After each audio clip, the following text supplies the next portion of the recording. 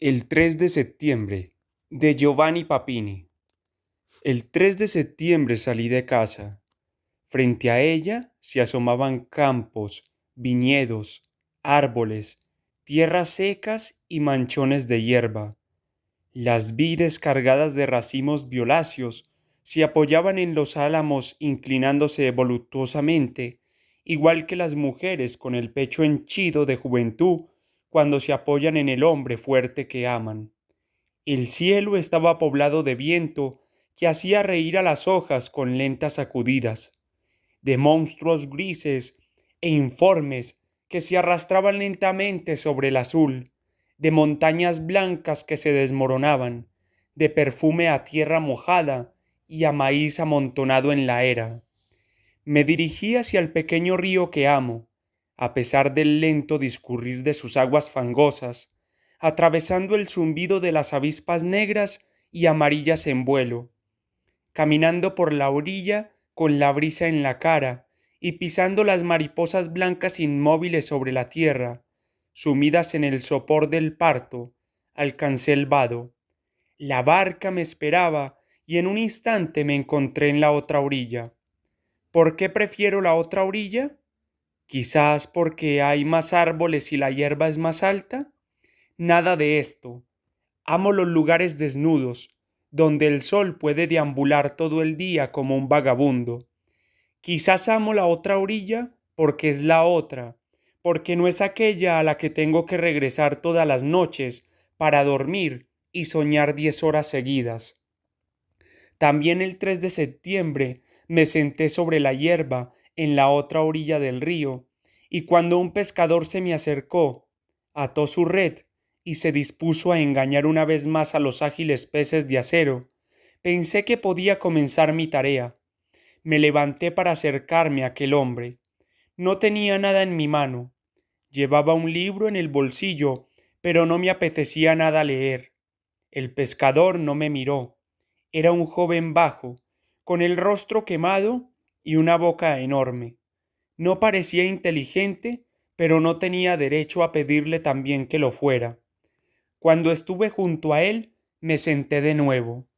Él también se sentó y echó la red al agua. Comenzaba la espera ansiosa y somnolienta del hombre que se dispone a matar. Todo estaba tranquilo. Solo las desagradables moscas temerosas del temporal revoloteaban alrededor de nosotros sin descanso. ¿Para qué seguir esperando? Sin volverme hacia el pescador, le dirigí la pregunta sencilla e inesperada que tantas veces después tuve que repetir. ¿Por qué hace esto? El joven se volvió y me miró con la expresión que yo había imaginado antes de hablarle. Me dirigió una mirada de estupor y compasión y no respondió. Naturalmente, tuve que repetir la pregunta. Lo último que necesitaba en aquel momento era silencio. Entonces el joven sonrió con su boca ancha y respondió, para coger peces. ¿Y por qué quiere coger peces? Para venderlos.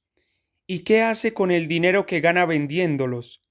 Compró el pan, el vino, el aceite, la ropa, los zapatos y todo lo demás.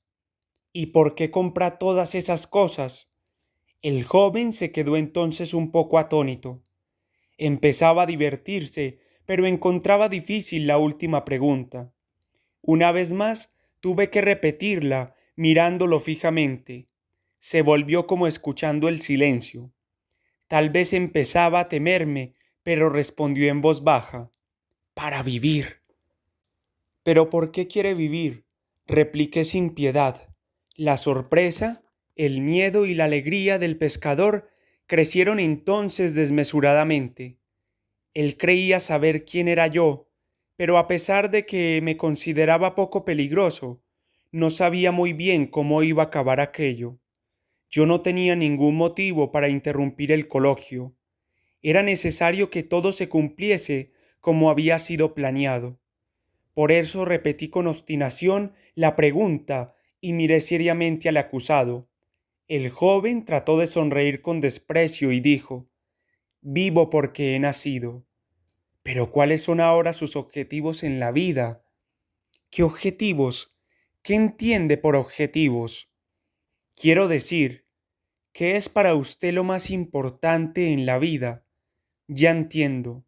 Mi objetivo es este, pescar.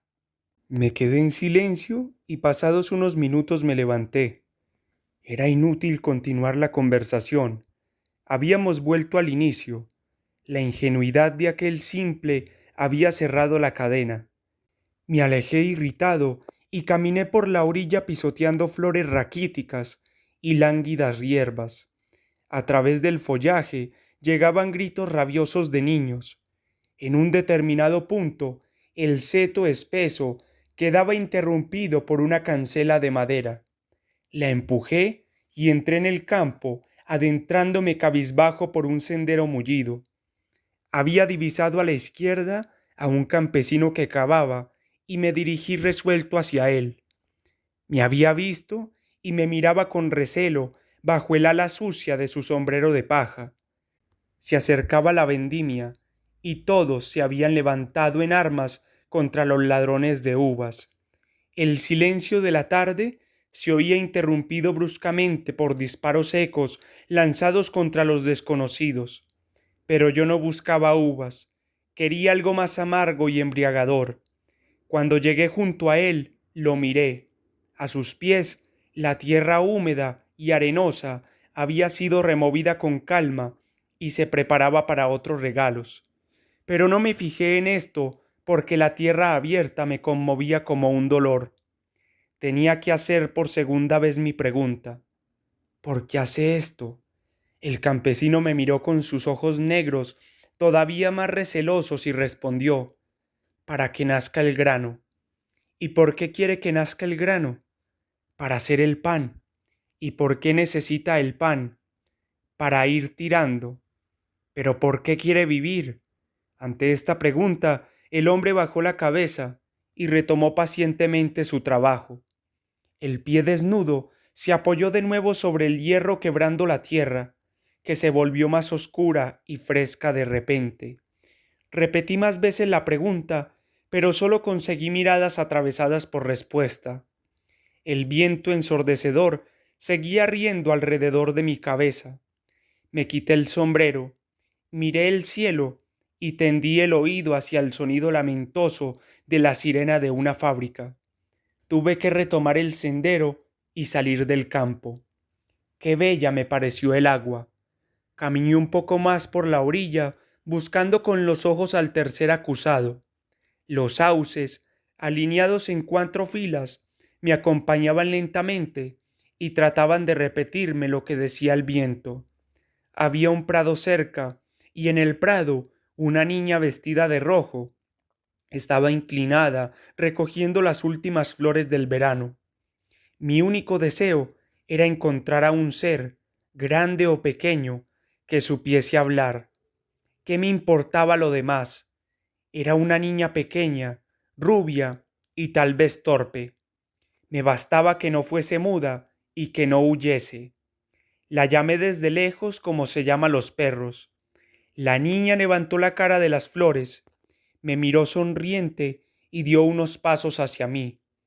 En cuanto estuve a su lado, le hice también a ella la inevitable pregunta: ¿por qué haces esto? La niña no se hizo de rogar y respondió enseguida: para hacerle un ramo a la Virgen. ¿Y por qué quieres hacerle un ramo a la Virgen? Para que se acuerde de mí. ¿Pero por qué quieres que se acuerde de ti? Para que, cuando me muera, me reserve un sitio cerca de ella en el paraíso. Era suficiente lo que me había dicho. Solo tenía que traducir por mi cuenta las sencillas respuestas de la niña y conseguiría la respuesta a mi pregunta. ¿Por qué actuaba así la niña vestida de rojo? Para alcanzar el paraíso. Vivía, por tanto, preparándose para la muerte. Esta sí que era una respuesta. ¿Pero es la única? No estaba seguro. Pero era una respuesta que no había sabido darme a aquellos 2 hombres agachados haciendo su labor. Los olvidé En cuanto hube destrozado con mi paso apresurado los tréboles y la acedera del prado, me sentí menos triste caminando por la orilla y hasta incluso empecé a cantar. La niña me seguía, sujetando con las dos manos el baby rebosante de flores amarillas y violetas. Pero cuando me volví para saludarla y recibir el viento en plena cara, vi que no solo ella me seguía. A lo lejos, medio escondidos entre los sauces, venían hablando entre ellos los dos primeros acusados, el pescador y el campesino. ¿Cómo se habían encontrado? ¿Por qué me habían seguido? No lo supe, pero me di cuenta de que yo había sido capaz de atraerlos y ponerlos en marcha. Estaba seguro, aunque me encontraba lejos, de que hablaban de mí y pensaban en mí. Quizás a causa de la niña, no había por qué tenerles miedo. Me detuve y los esperé cantando en voz baja. La niña siguió por su camino y me adelantó. Los dos hombres me alcanzaron. Sus rostros se habían endurecido. La enorme boca del joven reía con sarcasmo y los ojos negros del viejo centellaban bajo el sombrero. En cuanto estuvieron cerca se me echaron encima, maltratándome con palabras ofensivas y manos implacables. Ellos eran dos, enfurecidos y robustos, y yo solo uno, tranquilo y débil. Con pocas sacudidas se apoderaron de mi cuerpo, blasfemaron y gritaron, eufóricos al desahogar lo que hasta entonces habían reprimido. Con pasos rápidos descendieron la orilla herbosa hasta el pedregal.